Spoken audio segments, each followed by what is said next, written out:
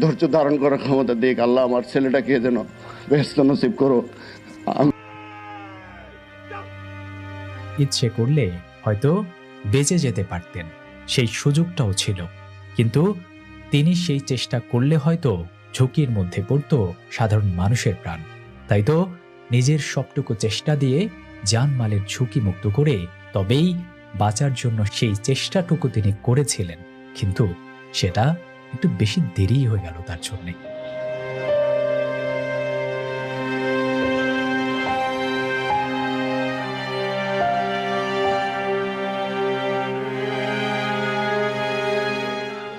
চট্টগ্রামের কর্ণফুলী নদীতে বিমান বাহিনীর প্রশিক্ষণে যুদ্ধ বিমান